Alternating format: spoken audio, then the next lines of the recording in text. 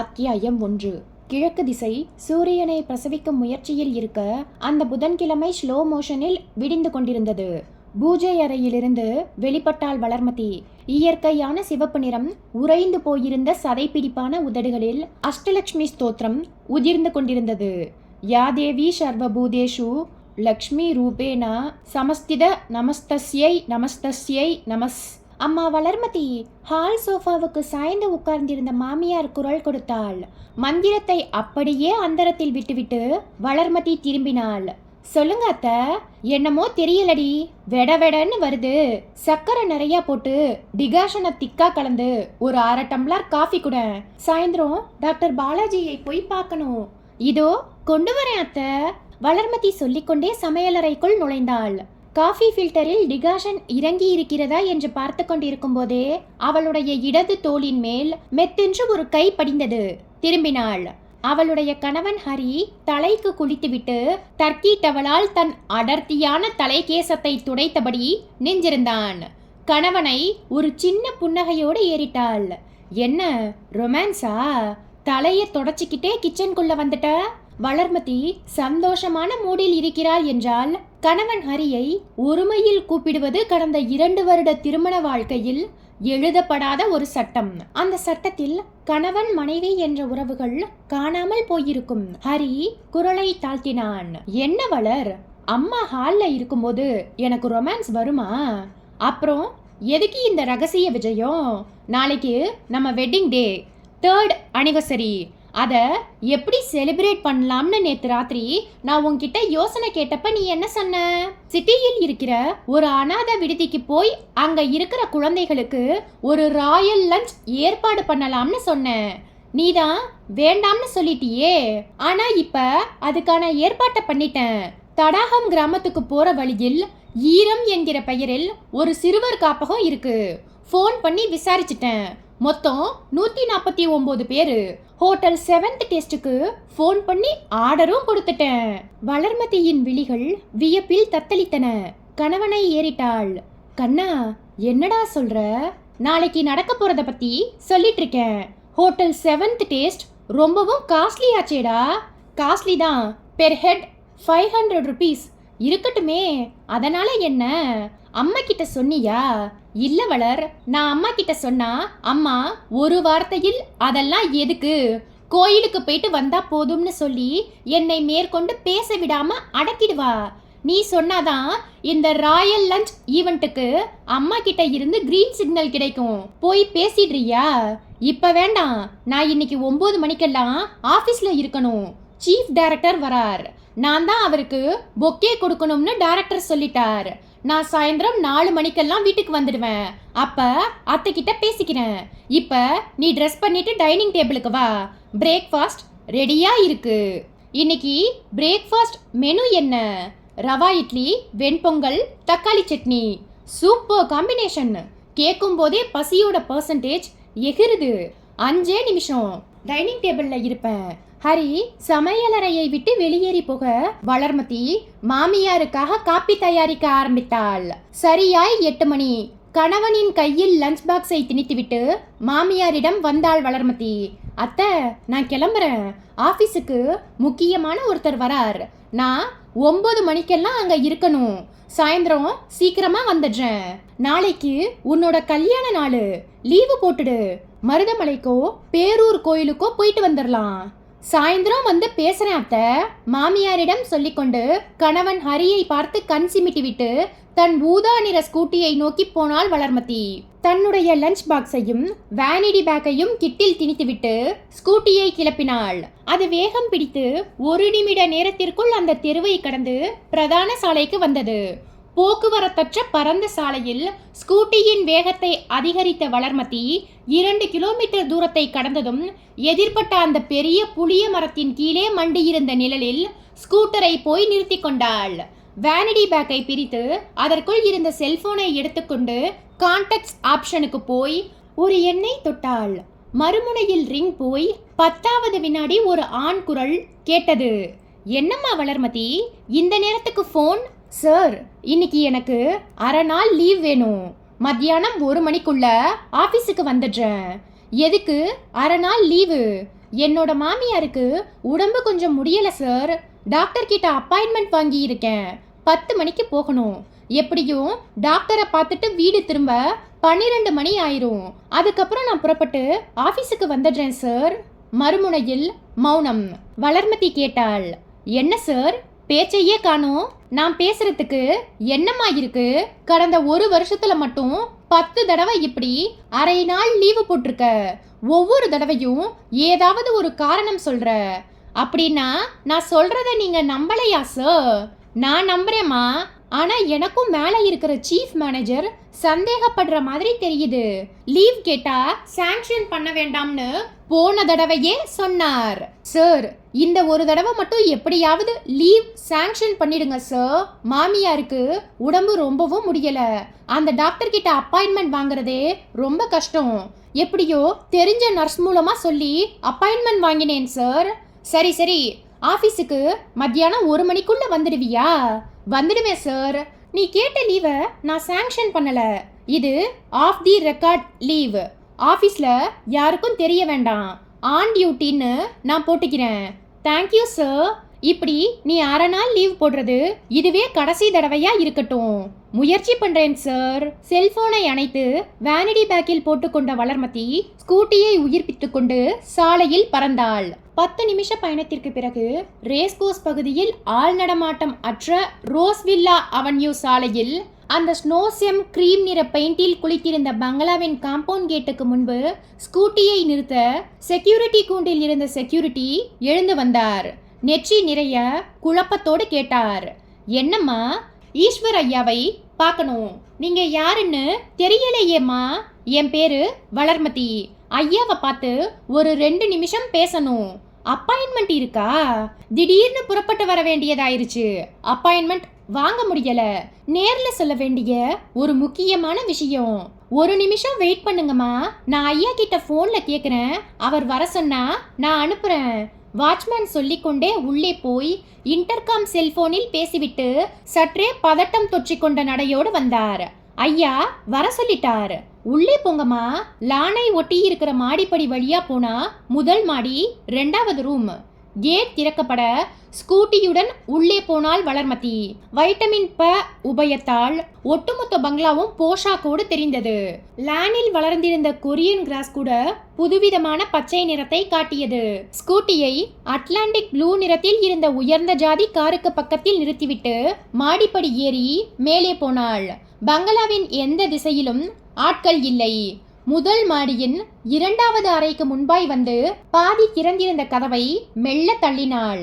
அது சத்தமில்லாமல் உள்ளே போக பளிர் வெள்ளையில் பைஜாமா மாதிரியான உடை அணிந்து மடியில் லேப்டாப்பை வைத்துக்கொண்டு அந்த மனிதர் சோஃபாவில் சாய்ந்திருந்தார். வயது 50க்கு மேல் ஏதோ ஒரு வயது. வளர்மதி தயக்கமாய் உள்ளே நுழைந்தாள்.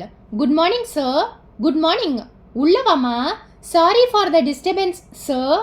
பரவாயில்ல, உட்காருமா. அவர் தனக்கு எதிரில் இருந்த நாற்காலியை காட்ட வளர்மதி அதன் நுனியில் உட்கார்ந்தாள். உன் பேர் என்னம்மா? வளர்மதி. நல்ல பேரு. என்கிட்ட ஏதோ ஒரு முக்கியமான விஷயத்தை பத்தி பேசணும்னு வாட்ச்மேன் கிட்ட சொன்னியாமே? ஆமா சார். என்ன விஷயம்மா? சார், இன்னைக்கு 20,075வது நாள். அந்த ஈஸ்வர் திகைப்போடு பார்த்து கொண்டிருந்த லேப்டாப்பை அணைத்து கொண்டே கேட்டார். 2075வது நாளா? ஆமா சார். இன்னைக்கு நீங்க பிறந்து 2075 நாள் ஆகுது. உங்களுக்கு இப்ப வயசு 55. இதை 365இல் பெருக்கி பாருங்க. 2075 நாள் வரும். சரி, அதுக்கு இப்போ என்னம்மா? உங்களுக்கு பிறந்த நாள் வாழ்த்து சொல்ல வேண்டாமா சார்? சொன்ன வளர்மதி தனது இடுப்பின் மறைவுக்கு கையை கொண்டு போய் அந்த வெளிநாட்டு ஜாதி பிஸ்டலை எடுத்தாள். அத்தியாயம் 2. வளர்மதியின் கையில் முளைத்திருந்த பிஸ்டலை பார்த்ததும் முகம் வெளிரி உடம்பு நடுங்கி போனவராய் மெல்ல எழுந்து நின்றார் ஈஸ்வர். தொண்டை குழி அவஸ்தையில் துடித்து வார்த்தைகளை சிரமப்பட்டு வெளியேற்றியது. நீ யாரு? எதுக்காக என்ன? அவர் திணறலோடு பேச வளர்மதி சிரித்தாள். என்ன சார், பயந்துட்டீங்களா? இது நிஜமாவே துப்பாக்கி கிடையாது, ஃபெஸ்டிவ் கன். இப்ப பாருங்க என்ன நடக்குதுன்னு சொன்ன வளர்மதி தன் கையில் இருந்த அந்த துப்பாக்கியை உயர்த்தி மேல் நோக்கி சுட்டாள். டொப் என்று ஒரு சத்தம். அந்த சத்தத்தை தொடர்ந்து தங்கமயமான காகித துணுக்குகள் ஒரு சின்ன மலை போல் பொழிந்து ஈஸ்வர் உடம்பை சில வினாடிகள் மொய்த்துவிட்டு உதிர்ந்தது. Happy birthday sir. ஈஸ்வர் திகைப்பிலிருந்து மீண்டார். சற்றே கோபம் மேலிட கேட்டார், என்னம்மா இதெல்லாம்? சாரி சார், எந்த ஒரு விஷயத்தையும் ஸ்பெஷலாய் பண்றதுதான் என்னோட பாணி. இது ஒரு வகையில் பார்த்தா தப்புதான். ஆனா வாழ்க்கையில் ஒரு த்ரில் இருந்தால்தான் ஒரு ரசனையோடு வாழ முடியும். இதோ பார், நீ யாருன்னு எனக்கு தெரியாது. இன்னைக்குதான் உன்னை முதல் தடவையா பாக்குறேன். என்னோட பிறந்த நாள் உனக்கு எப்படி தெரிஞ்சுது? நீ எதுக்காக எனக்கு வாழ்த்து சொல்லணும்? உங்களுக்கு பிறந்த நாள் வாழ்த்து சொல்ல காரணம் இருக்கு சார். என்ன காரணம்?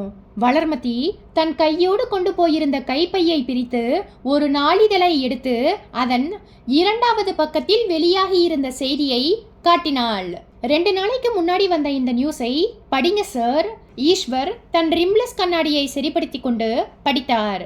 20 லட்சம் ரூபாய் செலவில் 9 ஏழை பெண்களுக்கு திருமணம் செய்து வைத்த தொழிலதிபர் ஈஸ்வர். செய்தியை படித்து முடித்த ஈஸ்வர் உதட்டில் அரும்பிய ஒரு புன்னகையுடன் வளர்மதியை ஏறிட்டார். ஓ, இதுதான் காரணமா? என்ன சார் இவ்வளவு அலட்சியமா சொல்றீங்க?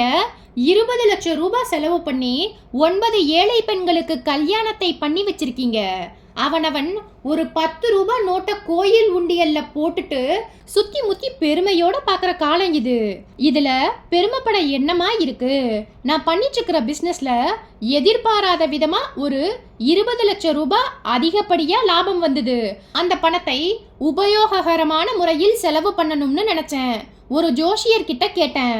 9 கன்னி கடன்களை தீர்த்து வைன்னு சொன்னார். பெத்த பெண்களுக்கு கல்யாணத்தை பண்ணி வைக்க முடியாமல் தவிக்கிற குடும்பங்களை கண்டுபிடிச்சு அந்த பெண்களுக்கு கல்யாணம் பண்ணி வச்சேன். இத பத்திரிக்கைக்காரங்க பெரிய விஷயமா நினைச்சு ஒரு நியூஸா போட்டுட்டாங்க. வளர்மதி சிரித்தாள். சார், உங்களை மாதிரியே எல்லா பணக்காரங்களும் இருந்துட்டா எந்த பொண்ணுமே முதிர்கண்ணியாய் இருக்க மாட்டா. நீ சொல்றது உண்மைதாமா. ஆனா எல்லா பணக்காரங்களுக்கும் அந்த மனப்பக்குவம் வந்துடாது. போன வருஷம் கூட இந்த பணம் மேல ஒரு பற்று இருந்தது. எனக்கு ஒரு பையன் ஒரு பொண்ணு. 2 பேருமே அமெரிக்காவில் செட்டில் ஆயிட்டாங்க. என்னோட ஒய்ஃப் பொண்ணு வீட்டுல இருக்கா. வருஷத்துல 2 மாசம் இந்தியாவுக்கு வந்துட்டு போவா. இவ்வளவு பெரிய வீட்டுல நான் ஒருத்த மட்டும்தான்.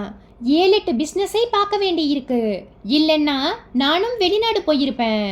சார், கையில் அளவுக்கு மீறி பணம் இருந்தாலும் ஒருத்தருக்கு 100 ரூபாய் கடன் கொடுக்க கூட மனசு இல்லாத உலகம் இது. உங்களுக்கு மட்டும் உதவணும் என்கிற மனப்பக்குவம் வர என்ன காரணம்? இந்த புக் தாமா காரணம், சொன்ன ஈஸ்வர் தன்னுடைய மேஜையின் ஓரத்தில் இருந்த ஒரு புத்தகத்தை எடுத்து கொடுத்தார். வளர்மதி புத்தகத்தை வாங்கி அதன் தலைப்பை வாய்விட்டு வாசித்தாள். கசந்த தேன் துளிகள். முதல் பக்கத்தை பிரித்தாள். கொட்டை எழுத்தில் வரிகள் ஓடியிருந்தது. இது புத்தகம் அல்ல, ஒரு போதி மரம். இந்த உலகத்தில் வாழ்ந்து மறைந்து போன மிகப்பெரிய பணக்காரர்களின் கடைசி நாட்களின் வாழ்க்கை எப்படி இருந்தது என்று புத்தகத்தின் ஒவ்வொரு பக்கமும் சொல்ல போகிறது. அடுத்த பக்கத்தை புரட்டினாள். புளித்து போன ஆப்பிள் என்ற தலைப்பில் முதல் கட்டுரை பார்வைக்கு கிடைத்தது. வளர்மதி படிக்க ஆரம்பித்தாள். உலகின் மிகப்பெரிய பணக்காரர்களில் ஒருவரான ஸ்டீவ் ஜாப்ஸ் டிஜிட்டலின் புகலிடமான ஆப்பிள் நிறுவனத்தின் உரிமையாளர். தொழிலில் உச்சம் தொட்ட இவரின் தலையில் டாலர் மலை நாள்தோறும் பொழிந்தது. மற்றவர்கள் இவரை பார்த்த பார்வையில் பொறாமை தீ கொழுந்துவிட்டு எரிந்தது. யார் போட்டிக்கு வந்தால் என்ன, எல்லோரையும் பின்னுக்கு தள்ளிவிட்டு ரேஸில் முதல் நபராய் ஓடிக்கொண்டிருந்தார். பணம் ஒரு பக்கமும் புகழ் ஒரு பக்கமும் இவரை நெருக்கி தள்ள வெற்றியின் படிக்கட்டுகளில் ஏறி உச்சத்தில் நின்றார். இது எல்லாமே அவருடைய 55வது வயது வரை மட்டுமே. சில வேண்டாத தேவையற்ற பழக்கங்களின் காரணமாய் அவருடைய ஆரோக்கியம் கெட்டு மருத்துவமனையில் அனுமதிக்கப்பட்ட போதுதான் அவருக்கு வாழ்க்கை என்பது என்ன என்று புரிந்தது. ஆரம்பத்தில் வந்து ஆர்வமாய் நலம் விசாரித்தவர்கள் சிறிது சிறிதாய் காணாமல் போனார்கள். நெருங்கிய உறவுகள் அவருடைய மரணத்திற்காக காத்திருந்தார்கள். மருத்துவமனையில் ஸ்டீவ் ஜாப்ஸின் பகல் நேரங்கள் கொடுமையாய் கழிந்தன. இரவு நேரங்கள் தூக்கமின்றி விடிந்தன. அவர் மரணமடைவதற்கு 2 நாட்கள் முன்பு டைரியில் சில வரிகளை எழுதினார்.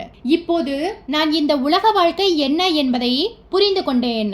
பணம் ஒரு மதிப்புமிக்க காகிதம் என்பதை ஒப்புக்கொள்கிறேன். ஆனால் ஒருவனின் ஆரோக்கியம் கெட்ட பிறகு அந்த பணம் அவனை பொறுத்தவரையில் வெறும் காகிதமே. உங்கள் காரை ஓட்ட ஒரு டிரைவரை நியமித்துக் கொள்ளலாம். உங்களுடைய வியாபாரத்தை செழிப்பாக்கிக் கொள்ள எத்தனை பேர்களை வேண்டுமானாலும் ஊழியர்களாய் சேர்த்து கொள்ளலாம்.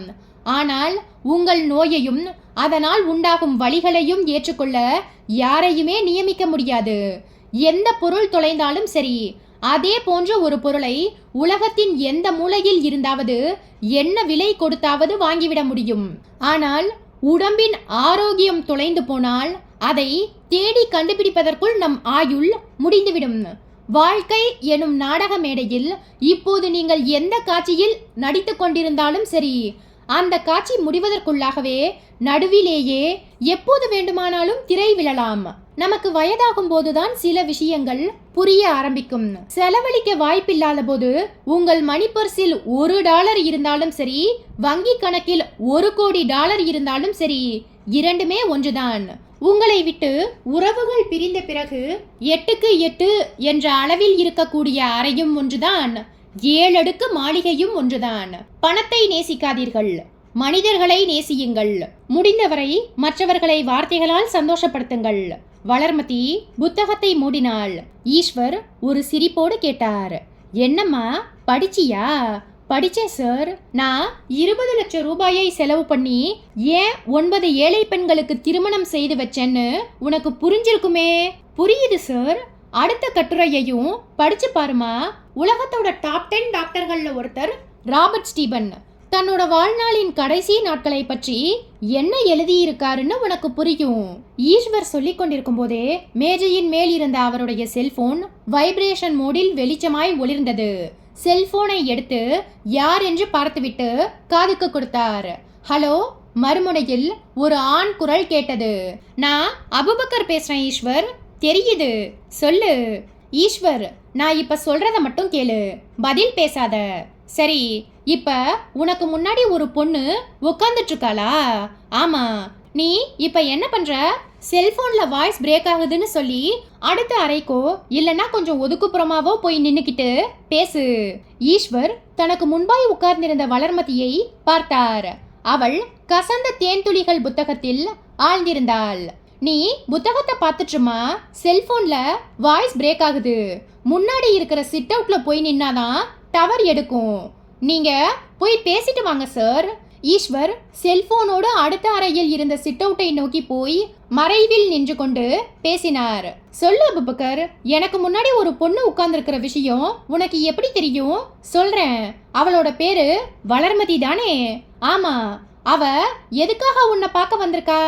நான் 20 லட்சம் ரூபாய் செலவு பண்ணி 9 பெண்களுக்கு கல்யாணம் பண்ணி வச்சத பாராட்டவும் எனக்கு பிறந்த நாள் வாழ்த்து சொல்லவும் தான் அப்படின்னு நீ நினைச்சிட்டு இருக்க.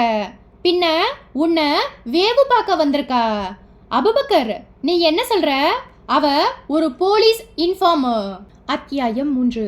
ஈஸ்வரின் ஒட்டுமொத்த உடம்பும் 4.5 ரிக்டர் அளவுக்கு அதிர்ச்சியில் ஆட்டம் கண்டது. அபு, நீ என்ன சொல்ற? என்ன பார்க்க வந்திருக்கிற அந்த வளர்மதி ஒரு போலீஸ் இன்ஃபார்மரா? ஆமா. உனக்கு எப்படி தெரியும்? ஈஸ்வர், நீ ஒரு ஏசி ரூமுக்குள்ள உட்காந்துக்கிட்டு லேப்டாப்பை பார்த்துக்கிட்டே பிசினஸ் பண்றவன். நான் வெளியுலகத்தை பார்த்துக்கிட்டே பிசினஸ் பண்றவன். கியூ பிரான்ச்சில் சிராஜுதீன்னு ஒரு போலீஸ் ஆஃபீஸர் எனக்கு ஃப்ரெண்டா இருக்கிற விஷயம் உனக்கு தெரியும்னு நினைக்கிறேன். தெரியும். ஒரு தடவை ஏதோ ஒரு மேரேஜ் ரிசப்ஷன்ல நீ அவரை எனக்கு அறிமுகப்படுத்தி வச்சிருக்க. நல்ல உயரம், வழுக்கை தலை. அவரேதான். இந்த வளர்மதியை ஒரு நாள் கமிஷனர் ஆபீஸில் எதேச்சையா பார்த்தேன். அந்த சமயத்துல சிராஜுதீனும் என் கூட இருந்தார். அவர்தான் வளர்மதியை பார்த்துட்டு, இந்த பொண்ணு ஒரு போலீஸ் இன்ஃபார்மர், கமிஷனர் கிட்ட மட்டும்தான் பேசும், வாரத்துக்கு ஒரு தடவை வரும், சிட்டிக்குள்ள எது மாதிரியான சட்டவிரோத செயல்கள் நடந்தாலும் கமிஷனரோட தனிப்பட்ட கவனத்துக்கு கொண்டு வர்றது இந்த வளர்மதி தான்னு சொன்னார். சிராஜுதீனுக்கு இந்த விஷயம் எப்படி தெரியும்? யார் சொன்னாங்க? கமிஷனரோட பிஏ ஒருத்தர் இந்த விஷயத்தை சிராஜுதீனுக்கு சொல்லி இருக்கார். அந்த பிஏவோட பேரு சுதாகர் ராவ். அவர் இப்ப டியூட்டியில் இல்லை. 6 மாசத்துக்கு முன்னாடி ரிட்டையர் ஆயிட்டார். சுதாகர் ராவ் ஒரு விஷயம் சொன்னா அது 100% நம்பகத்தன்மையோடு தான் இருக்கும். அபு, நீ சொல்ற விஷயம் மனசுக்கு ரொம்பவும் அதிர்ச்சியா இருக்கு. நாம என்ன பிசினஸை பண்ணிட்டு இருக்கோம்னு வளர்மதி ஸ்மெல் பண்ணி இருப்பாளா? அப்படி ஸ்மெல் பண்ணி இருந்தா உன்னை தேடி வளர்மதி வந்திருக்க மாட்டா. நேரடியா போலீஸ் படையே வந்திருப்பாங்க. சரி, இப்ப எதுக்காக வந்திருப்பான்னு நினைக்கிற? 20 லட்சம் ரூபாய் செலவுல 9 பெண்களுக்கு நீ கல்யாணம் பண்ணி வச்சது போலீஸுக்கு நெருடலா இருந்திருக்கணும். இதுல என்ன நெருடல்? என்ன ஈஸ்வர், நெருடல் என்னன்னே உனக்கு நிஜமாவே தெரியாதா? இல்ல தெரிஞ்சு வச்சுக்கிட்டே தெரியாத மாதிரி கேக்குறியா? புரியுது அபு, எனக்கு இப்ப என்ன பண்றதுன்னு குழப்பமா இருக்கு. நான் சொல்றபடி கேளு, சொல்லு. டென்ஷனை கொஞ்சம் கூட காட்டிக்காம அவகிட்ட பேசு. வேர்த்து வழியாத.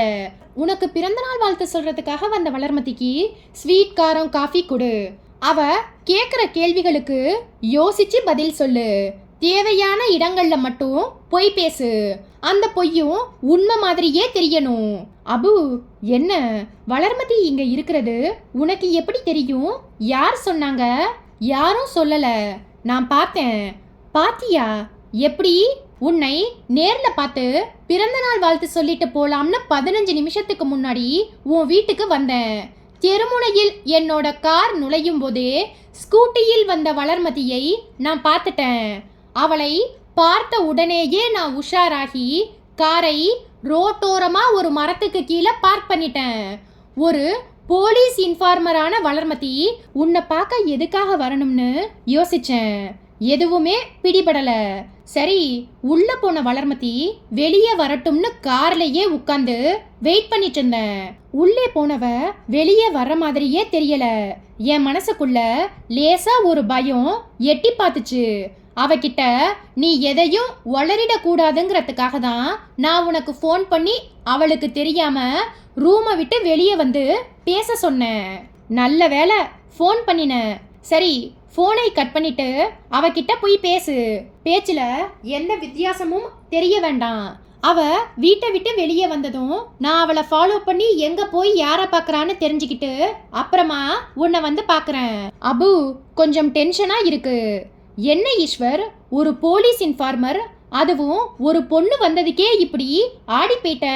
சட்டத்துக்கு பிடிக்காத ஒரு வேலையை பண்ண ஆரம்பிச்சிட்டா உடம்புக்குள்ள இருக்கிற பயத்தை எல்லாம் வலிச்சு வீசிடணும்.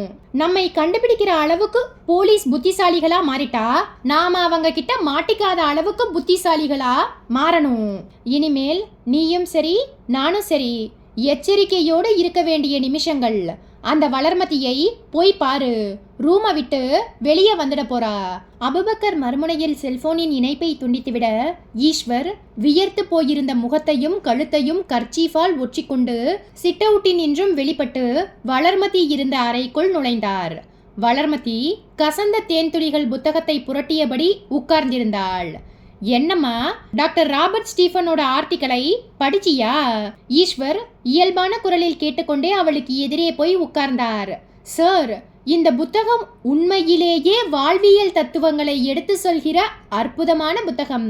நீங்க செல்போன் பேசிட்டு வரத்துக்குள்ள தி கிரேட் சயின்டிஸ்ட் ஹாண்டர்சனோட லாஸ்ட் மினிட் கட்டுரையையும் படிச்சிட்டேன். ஈஸ்வர் வரவழைத்து கொண்ட சிரிப்போடு சொன்னார். என்னோட மனமாற்றத்துக்கு காரணம் என்னன்னு இப்போ உனக்கு புரியுதாமா? நல்லாவே புரியுது சார். அந்த 9 பெண்களுக்கு கல்யாணம் பண்ணி வச்சது ஒரு புண்ணியமான காரியம். இது மாதிரியான நல்ல காரியங்களை நீங்க தொடர்ந்து பண்ணிட்டே இருக்கணும் சார். சொல்லிக்கொண்டே எழுந்தாள் வளர்மதி. என்னம்மா, புறப்பட்டுட்டியா? ஆமா சார், ஒரு 10 நிமிஷம் உட்காருமா. என்னோட பிறந்த நாளுக்கு வந்திருக்க. ஸ்நாக்ஸ், காபி சாப்பிட்டுட்டு போலாம். வேண்டாம் சார், நான் கிளம்புறேன். என்னம்மா இது, நீ பாட்டுக்கு வந்த, எனக்கு வாழ்த்து சொன்ன, இப்ப கிளம்பி போயிட்டே இருக்க. உன்னை பத்தி எதுவுமே சொல்லலையேம்மா. சார், என்னோட பேரு வளர்மதி. ஒரு பிரைவேட் கம்பெனியில் அக்கவுண்டண்டா ஒர்க் பண்றேன். அது தவிர அரவணைப்புன்னு ஒரு ஆதரவற்ற பெண்களின் நலவாழ்வு அமைப்புக்கு ஆலோசகராகவும் இருக்கேன். உங்களை மாதிரியான குட் குவாலிட்டி பர்சன்ஸ் ஆதரவற்ற பெண்களுக்கு உதவி செய்யும் போது அவங்களை தேடி போய் பாராட்டுறது என்னோட பழக்கம். அதுவும் வித்தியாசமான முறையில் பாராட்டுறது எனக்கு பிடித்தமான விஷயம். அதான் ஃபெஸ்டிவ் துப்பாக்கியோடு வந்து ஒரு த்ரில்லான சந்தோஷத்தை உங்களுக்கு கொடுத்து நானும் என்ஜாய் பண்ணினேன். ஈஸ்வர் கலக்கத்தை மறைத்து கொண்டு வாய்விட்டு சிரித்தார். எனக்கும் வாழ்க்கையில் இந்த த்ரில் பிடிக்கும். பை த பை, உனக்கு கல்யாணம் ஆயிடுச்சா? ஆயிடுச்சு சார். அவர் என்ன பண்றார்?